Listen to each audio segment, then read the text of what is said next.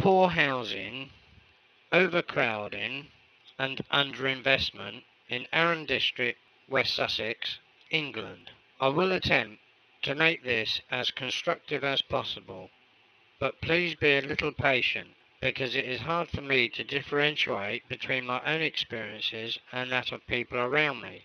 But I'm sure you will agree with me that the core issues I'm raising nonetheless hold substance and should seriously be considered and addressed with some urgency. Please feel free to correct me if I am incorrect in any part of the following statement. As I understand it, our legal system and government policy is still operating under the definitions of overcrowding as stated within policies made back in 1935. How can this be so, when the housing allocations and general housing policies have been amended so frequently since 1935? Is this termed as selective amendments via backdoor politics yet again? With the constant persecution of the poorest and vulnerable in society by all leaders of the UK leading politicians, what hope is there for those being expected to shut up and be most grateful for what they have? Is this not just another way of playing upon those most vulnerable and less fortunate and exploiting their weaknesses to ensure those on the both political and bureaucracy gravy train sustain their positions? Just look at our current ideology and society today, in which the youths are branded as thugs and antisocial. More so, single mothers are branded as dysfunctional. But hold on a moment. Whilst it is accepted in life, there will always be a percentage of people that will turn the wrong way. But we can't all see through the endless amounts of distorted stats that are published. Surely, if families are expected to raise a family in an overcrowded and/or poor housing, then it must hold great physical and psychological effects upon those families and, more importantly, the children of future generations. Assuming my facts are correct in that policies from 1935 acts are still being used, then who is accountable? In my opinion, it must be every government party that has held office since 1935, because not one of them have addressed the issue, but all of them have allowed the vulnerable to be exploited in such ways. Surely you would agree with me that this does bring into question other matters, e.g., who is really ripping off the state's income? Is it those on benefits, or could it just be those within the endless positions of power? I ask you to look at the salaries of the endless amounts of civil servants, bureaucrats and politicians, all of whom would say they work for you. Now look at the real state of poor housing, overcrowding, poor workmanship and favouritism being offered. Who is really working for you, and are you really, truly getting value for money?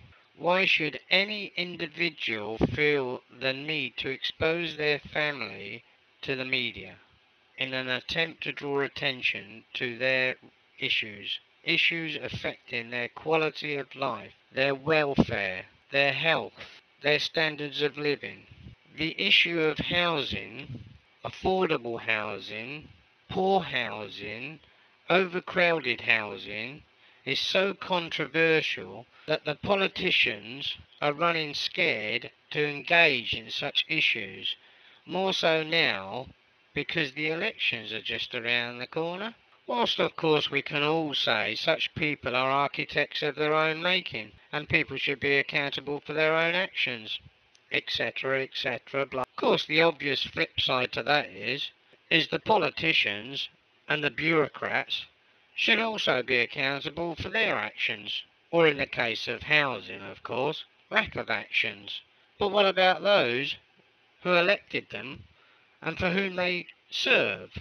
Nonetheless, young families are living in appalling standards of housing, underinvested, riddled with damp, low standard workmanship, etc., etc. Who is addressing the issue? and who is accountable for the lack of action. And of course, don't forget, there are decent people out there. There are decent families, even decent single mothers. I can tell you one example of a single mother in her early 30s with 3 young boys being housed in a 2-box room, I say box room, flat, riddled with damp and no space for them boys to play, to breathe clean air, to think, contrary to what the government and the politicians and the bureaucrats would have you believe. Not all single mothers living on such appalling council estates are dysfunctional. They are trying to make the best of a bad situation. And not all single mothers use illegal drugs. Not all single mothers consume alcohol. And politicians should not automatically stereotype and typecast people as dysfunctional. How does Arun District Council address overcrowding? Quite simply, it doesn't really. It basically fobs people off by giving them small talk. In fact, Arun District Council's current advice to its tenants in overcrowding or poor housing is to seek an exchange, which would be helpful if only it was realistic, which it's not in most cases. Arun District Council's website has a link to a Pacific Exchange website. I'm not sure what the relationship is or why they have only placed one link when there are numerous available via search engines. But if you were to study the website, for example, you will clearly see that tenants, like a lady in the story of Littlehampton Gazette, November 2005, has very little prospects of an exchange. Of course, this will do little to assist those who are less fortunate and do not have access to the internet. So in all reasonability, where and how does such tenants achieve an exchange into an appropriate accommodation? And more importantly, who is addressing these issues with any seriousness? Or are they just being classified as insignificant?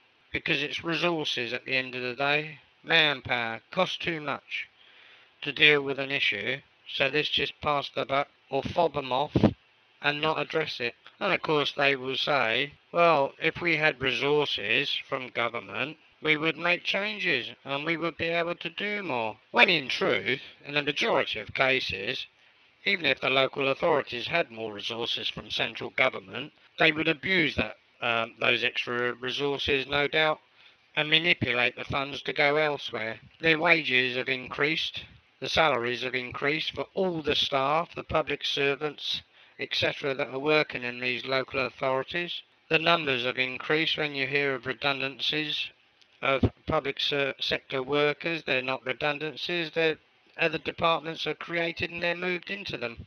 Quite frankly, I don't see any need for it myself. I mean, if a local authority decides to sell off its housing stock to a housing association, why do you need a housing department to manage it? Surely if it's being managed by a private enterprise, being a housing association, why do you need the same amount of housing staff? Big question mark. Surely that's a waste of taxpayers' money. And on the question of taxpayers' money, again, underinvestment in the housing stock, be it the council tax rates have increased year on year out. So where's all the money going? I think that's a major question for so many people, or should be, is where is all this money going? All the investment, all the increases in taxes, etc., where is all the money gone? The increase in taxes, yet the decrease in services. I would like to somewhat sarcastically quote a section out of Arun District's customer care policy. Well, in fact, it's on the front of their leaflet, and it states, "In our customers' shoes." Personally, I find it quite condescending and patronising.